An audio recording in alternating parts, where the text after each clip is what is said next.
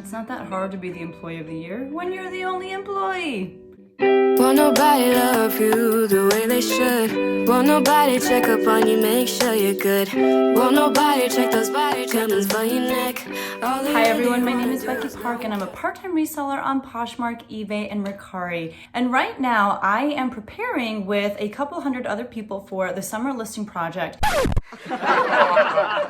And I invite you to join us. Basically what we're doing is we've created an accountability group of people who want to set some goals when it comes to listing, cross-listing, and relisting so that we can practice building up some good habits and creating consistency within our own lives when it comes to accomplishing these reseller tasks, and that we can practice them together for a week. I will be providing topical videos every day. This is the second one. And next week, I will be going live with a bunch of other really cool resellers who are going to share their knowledge as well on some different topics. And next week is when the challenge will actually take place. You would essentially set some goals. This week, you would prepare to meet them. And next week is the execution of actually meeting those goals and practicing those good habits so that you can carry them with you into the rest of the summer. If that sounds interesting to you, definitely check out the links below. There is a Google form that you need to fill out to be a part of the challenge. There are some great prizes and it is absolutely free. And there's also a wonderful Facebook group that you can join that consists of just members of the Summer Listing Challenge.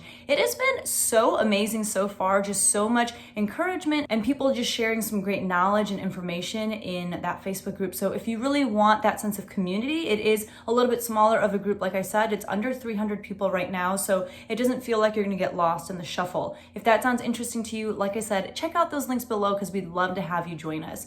In yesterday's video, we talked about being consistent and building up good habits. It's a little bit longer of a video, but that's because I was offering a lot of tutorials on how to do different things to kind of hack your way into creating routines that will work for you and are the most time efficient. So if you didn't check that video out yet, don't worry, you can check it out right now. I will link it right here. And I'll also have a playlist down below of all of the Summer Listing Challenge videos. But in today's video, we're actually going to be piggybacking off of the information from yesterday and talking about another productivity tool, and that is called batching. Sometimes it's called batch working, sometimes it's called time batching. Essentially what batching is when you organize your time into doing things where you're going to attack similar or identical tasks in any given time frame. So one example that I can give you to best describe this just off the bat before we dive into just really specific ways that you can batch while you're doing your reselling tasks to save a bunch of time. The example that I'll give you is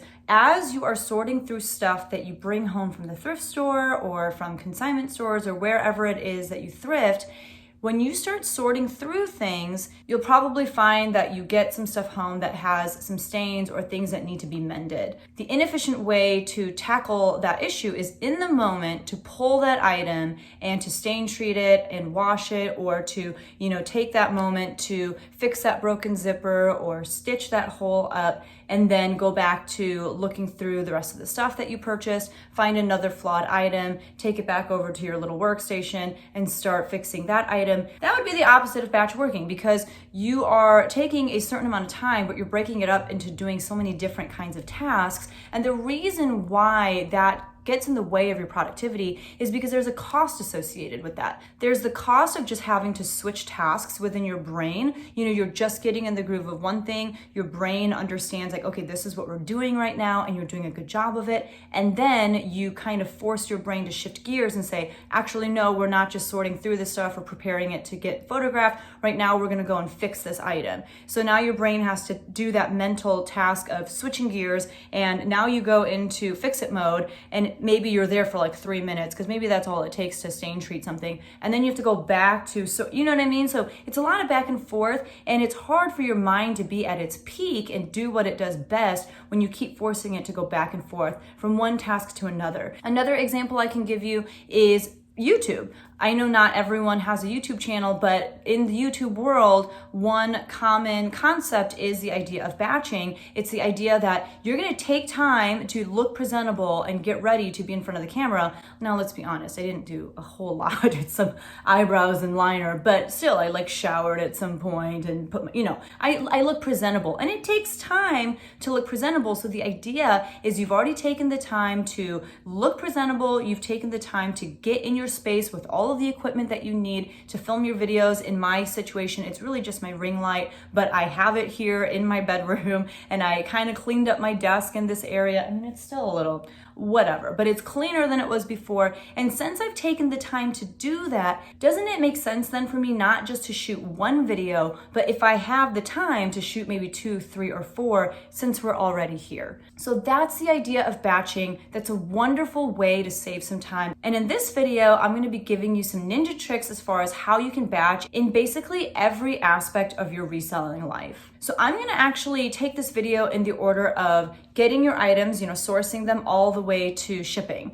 So let's go back to my first example. When you first bring home items from the thrift store, what is your process and how can you batch work within that process? So let's use that same example of you're going through your stuff. Maybe you have a system in place for where things go before you have the time or the space to photograph them. For me personally, I just created kind of a holding center. It's these 2 bins. One is for tops and one is for bottoms. And I'm going to talk about that here in a second too, because that's part of the batch working principle. But what I'll do is I'll go ahead and put things in these 2 bins. If I don't have any room on my garment rack, they will just stay in kind of these holding bins first. But as I am putting the garments of clothing into these bins, I also have a separate bin of stuff that is either stained or flawed and stuff that I need to do something about. And so what I will do is as I'm going through my clothes, I will just have that bin of stained and flawed stuff. And as I find stuff with stains or flaws, I'll just throw them in there. I will not try to stain treat or fix the flawed items in that moment, because that's not what that time has been set aside to do. That time has been set aside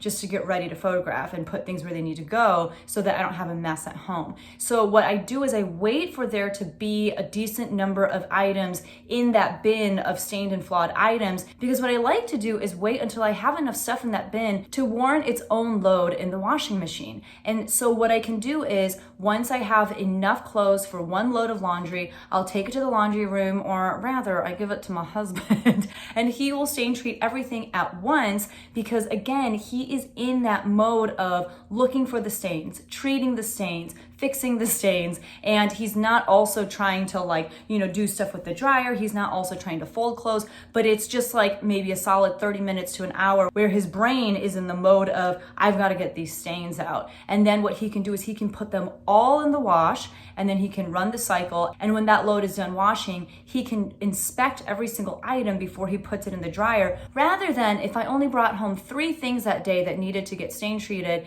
and then we had to mix it in with our everyday clothes too. Now it's a lot harder for him to recognize in that moment, well, I forget, is this Becky's? Is it our daughter's? Is it my? It's like if there's an entire load of laundry just dedicated to reselling stuff, then he knows that it's all stuff for me and for reselling, and then he's able to just have this one-track mind at that moment when he is stain treating and inspecting those items. The same goes for flawed items. If you have things missing buttons, or they just need simple little stitches because there's a tiny little hole in the seam, or maybe the label is coming off, you put all of those things in one area. And when you have time and you're in the mindset of wanting to tackle those flaws, then you set aside that 30 minutes to an hour and go through your pile, because in that moment your brain is in fix it mode. So you're going to be very intentional in that moment. You're going in with the sense of purpose of this is what I'm going to do at this time. You're not taking that time to also photograph. You're not even taking that time to stain treat, but you're just really taking that time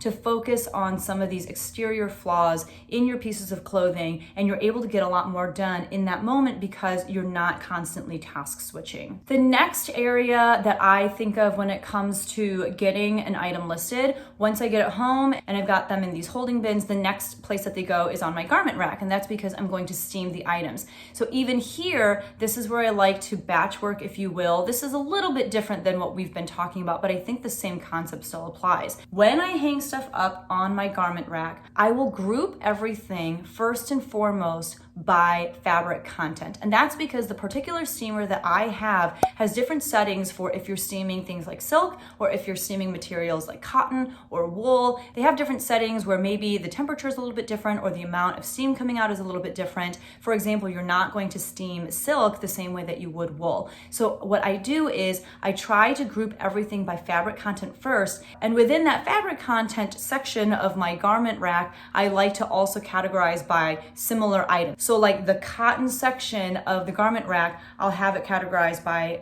t-shirts and then button-up shirts and then jackets and sweaters. So that way it's like when I'm steaming these t-shirts, I'm kind of in the same mode of just like, I know what I'm looking for. I know where the creases are. I know where the wrinkles might be. And at that point, then I can just kind of go on autopilot. And then I get to my little section of button-up dress shirts. And to be honest, it's really different to seam a button-up dress shirt than it is a cotton t-shirt. So now I know I'm at the button-up shirts. I need to inspect different sections of these shirts compared to the cotton t-shirts. And I'm in that zone now. So now for the next 5 to 10 shirts that are button-up shirts, my brain is in that zone of looking for those specific areas on those shirts that need steaming, so on and so forth. And then I get to the next fabric content, which let's say is silk, and I can change the knob at that point, and I do the same thing. I'll go first with like, I mean, there's not a lot of like silk t-shirts, but you know what I mean? Like I categorize them the same way and so on and so forth.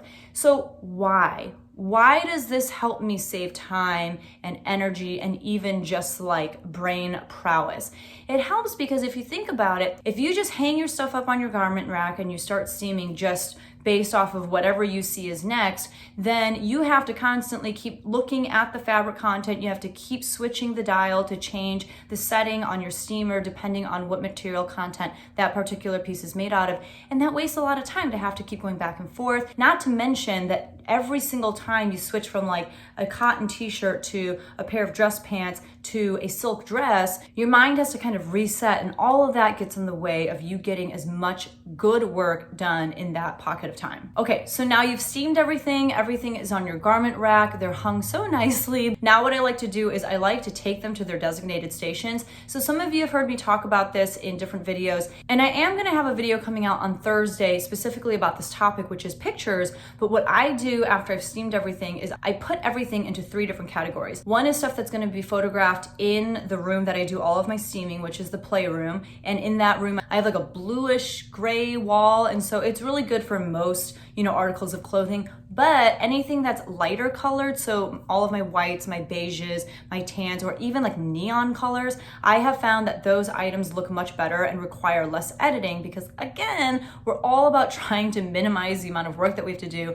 And so what I have found is if I take pictures of those colored items in front of a darker wall, then I can do a lot less editing and the pictures just look much better. So I will put all of those items in a separate bin to take downstairs to my dining room because that's where I have this beautiful, like rich navy colored wall. And then finally, anything that's really small, like, bras or little bags or shoes, anything like that, those go to the office in our house because that's where my photo light box is. And it's perfect for taking pictures of some of these smaller items. I will actually link that down below in case you wanted to check it out. And I'll also provide a card to a video right here where I show you how I use my photo box as well as just my review of it. Spoiler alert, I love it, but I will provide those links for you so that you can check that out if you want. So that way, I don't just have everything on one rack and I'm constantly running from one place to another because this is white, so I have to go downstairs, and this is a scarf, so I need to take it to the office to photograph in the light box. But rather, I have different types of clothing in different spaces so that when I'm ready to take pictures, I can quickly assess, okay, where do I have the most clothes? Like, where do I really need to make a dent as far as,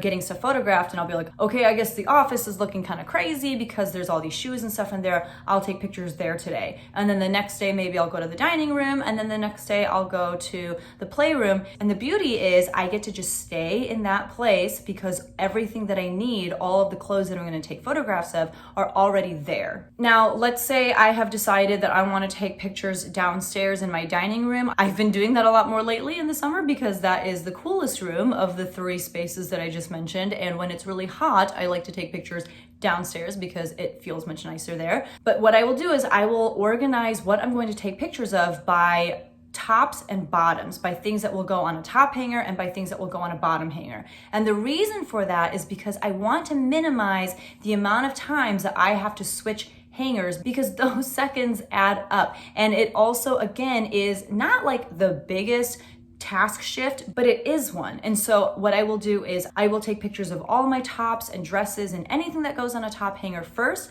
And then once I have taken pictures of all of those things, then I will switch out my hanger. I will use my bottoms hanger, and I will do all of my pants, all of my skirts, things like that. So again, it just allows me to stay in the zone without having to do another task that is unnecessary and takes me out of my groove. The next thing I do after I photograph is I edit my pictures. So in my first round of edits, I will start with the picture that I want to edit first and go all the way to the last picture that I want to edit that day. And I will start off by using just the editing tools that are already on my iPhone. I will start by identifying the picture that I'm going to use as my cover photo, and I use Pick Tap Go to turn on I think it's called the lights on filter. And so I'll do that on just the cover photo because I used to do it on like every single photo of the listing, but it's really, I don't think necessary, and I think it just takes up too much time. So I'll turn on the lights on feature using Pick Tap Go for the cover photo, and then I will use the iPhone editing tools to do things like increase the exposure or perhaps brighten the picture, and I'll do that for that cover photo right then and there. And then I'll scroll through every picture to see if some things are turned the wrong way, and I don't know why my phone does that sometimes. Like sometimes I'll take pictures of like the measurement and it'll be upside down. So I'll take that moment as I'm scrolling just to make sure that everything is clear. If things need to be, flipped over, I can do that really quickly. And I'll just do a quick scroll and edit through all of the pictures that I want to edit that day for whatever I'm going to be listing that day. The next thing I do is I focus on the cover photos, and I will use Google Snapseed. And in Google Snapseed, what I can do is I can make the backgrounds look more white. If there's anything on the sides of pictures, I can go ahead and eliminate that messiness really quickly, and I will go through every cover photo that I want to get through that day and use Google Snapseed and edit those really quickly. And then at that point, I'm done. Now, I consider that batching as well because I'm not doing all of the things on one photo at a time. So I'm not taking the cover photo that I've identified for a listing and applying Pick Tap Go to it, and then immediately after going to Google Snapseed and fixing up the lighting or, getting rid of some of the miscellaneous like stuff that you can see on the side of the picture or brightening up the background. I'm not doing that at that moment for that one picture and then going on to the next picture and going through that same process of, okay, let me do Pick Tap Go. Okay, let me go ahead and increase the exposure on my phone editing tools. And now let me turn on Google Snapseed. I'm not doing that because then I have to keep opening up different apps every time I go from my phone editing tools to Google Snapseed. And it's like a different type of editing, you know what I'm saying? So again, it's kind of forcing my brain to shift, and I'm not able to go on autopilot as much because I have to keep continually thinking about, okay, but now I'm in this new app and it's asking me to do this, and this is the function of this app. Rather than doing that, I like to stick to the similar part of editing my photos and doing that all at once, and then going in and doing the more nitty-gritty editing using Google Snapseed afterward, because then I can just scroll through my pictures on Google Snapseed and I don't have to again keep going in and out of Google Snapseed and any other editing apps or even just my phone editing app on my phone. The next thing I do after I edit my photographs is I like to list the items, right? Like that's how you make the money, is you have to list the items. In yesterday's video, I did talk about how I like to list now, but what I do is I will draft everything on my phone and then I will complete the listing on my laptop. So again, I'm batching the drafting part of listing on my phone, and oftentimes that's something I can do while I'm laying in bed with my son, trying to get him to sleep, but I will draft all of my listings. It's a similar task, and so I just do it all at once for all 20 listings because that's how many new listings I'm trying to do every day. And then once I have all of those drafted, then I can do the similar task of completing those drafts on my laptop, where I'm much more efficient because I'm a faster typer on my laptop than I am on my phone. And again, that's batching because I've separated out the task of drafting and just like starting the draft and getting the pictures into the listing. And then the other component of listing, which is filling in all of the item specifics and, taking that time and energy to really think about my description. Those are different than just getting the listing up and ready to get worked on. So I separate those two tasks, and it's something that I've been doing now for probably the past couple weeks, and I love this new system of batching, even how I do my listings. If you guys are getting anything out of this and learning how to maximize your time with batch working, please hit that like button. The next thing that kind of falls in the same category of listing is doing your research. But an idea that I've had for myself is, as I am drafting my listings, if there is an item that I know right away, I don't know what to price it at, or I just don't know very much about the brand at all, then I think what I would like to start getting in the habit of doing is going into the notes section of my phone and writing down the item that I just need to do a little bit more research on. And then what I can do is, after I've drafted everything, then I can go back to my notes and I can do that research portion all at once. So let's say that there are 5 items that I know, I just don't know very much about this brand. It's the first time I've picked it up, or maybe it's a brand like J. Crew or Cabby or something, and I want to see if I can find a stock photo for the item. But regardless, what I want to try to start getting in the habit of doing is putting little notes in the Notes app on my phone about those listings, so that once I've got the drafts listed, I can do all of the research for those, let's say again, 5 items at once, so that I have all the information that I need. They're in my notes. So now when I go to actually complete the listings on my phone, I can just pull up the notes on my phone and refer to the notes that I've taken on how I think I should price things, how I think I should write about the item in the description, or if I have found any stock photos, and I can just plug and chug that way. I think that that's much better than my current system, which is, as I'm listing, I have to stop and I have to like do a little bit of research on an item, and then I find the information, I put it in the listing, and then I move on to the next one. Again, it's a task shift. I am having to open up new windows to look up information about this brand. I'm having to look up comps on Poshmark and eBay, and it just takes me out of that zone of listing that I was currently in, but now I'm in research mode. So the longer you can stay in specific modes before moving on to another task, the better. Once you've got everything listed, the next step usually for most people is inventory. I like to wait till I have a decent amount of inventory that needs to get inventory, just so it again makes the time that I set apart in the day to do inventory worth it. I know some people have systems built in place where they will inventory something as soon as they're done photographing it. But again, I feel like personally, it just takes you out of your genius zone of whatever it is that you're doing while you're photographing, to have to then take the time to like go to your computer, put the information in your spreadsheet, put that item away. I just think it makes more sense to leave photographing as photographing time, and then to have a separate inventory time where you're just completely focused on doing inventory and putting stuff away. I do have a specific way that I like to batch my inventory process. In case you don't know what my inventory process looks like, I do have a video that I will link right here. It's a really simple system, and what I use are reusable gallon-size Ziploc bags, and as something sells, I just take it out of the Ziploc bag. It has a number on the front, and I reuse that bag and put something else in it when it's time to do inventory. And so what I do whenever something sells is I will take the empty Ziploc bag, I'll put it in, I think it's like the large USPS priority mail box. I just made one box, and it fits the gallon size Ziploc bags in there perfectly. So I'll just put them all in there. And when I'm ready to do inventory, the first thing that I'll do is I will pull out all of those bags and I will put them in numerical order. And then I'll create a little area next to all of the clothes that need to be inventoried. And all I have to do is look at the item that needs to get inventoried and whatever number bag I have. So let's say the bag in front of me is number 4, and the item that I need to inventory is a Victoria's Secret tank top.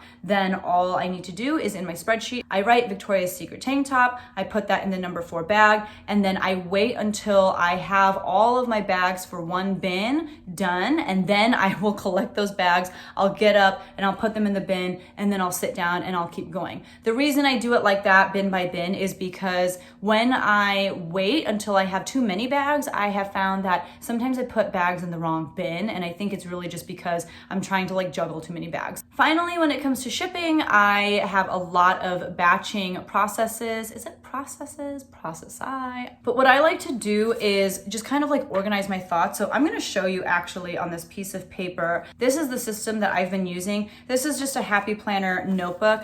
You guys probably know this at this point, but I love Happy Planner so much. This is just a sheet that they came out with just to help you organize your day a little bit. So, you know, it has like today's to-dos, and then there's this like blank column here. And this is where I write down everything that's sold. And let me just take you through the process. So what I'll do is I'll go through my solds. So this top section, you can see it says Poshmark, and I'll write down everything that's sold. And next to it, I will write down the name of the person who bought that item so that when I'm writing the card, the information is all right here. And then down here in this, like, it's not really a column, but in this space, that's where when it's time to look up the inventory number for that item, I will put it right there. So the steps that I go through, or my batching process, the first thing I do is I go app by app. So I'll start with Poshmark. I'll write down first just everything that's sold. And as I'm doing that on Poshmark's site, I'll go ahead and print the labels. And as I'm printing the labels, I will write down the name of the person that bought that item that's sold. And then I'll open up eBay. I'll do the same thing, except I will not print anything at that point because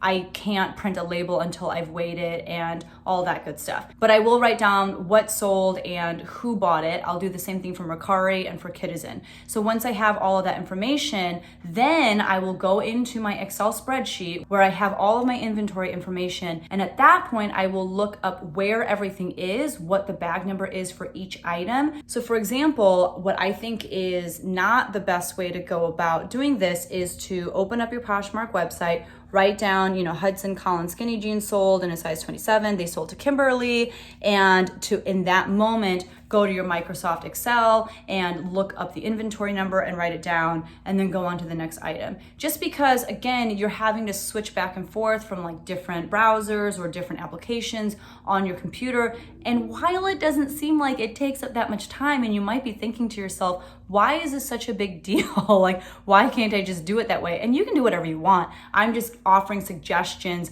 based on this principle of batch working. The reason why I think it's so nice to separate those tasks is because now that I know everything that has sold and everything that I need to ship, then I can just go into the Excel spreadsheet that I have and just quickly write down all of these numbers, looking at all of the things that sold, and I'm doing it all at once. And it's so much faster doing it that way than continuing to go back and forth from my web browser to Excel, web browser to Excel. But I just find all of the inventory numbers in one full sweep. I write them all down. And then what I will do is, with this notebook in hand, I walk over to my bins and I will pull everything and put them in an IKEA bag. I will take the IKEA bag to my little shipping station, and that's when I start doing my shipping. And when I ship, I will ship by platform, just because I ship differently for each different platform. So with Poshmark, I do a little bit more, you know, I'm like wrapping things with tissue paper and yarn and stuff like that. And with eBay and Mercari, I'm just like throwing them in a bag.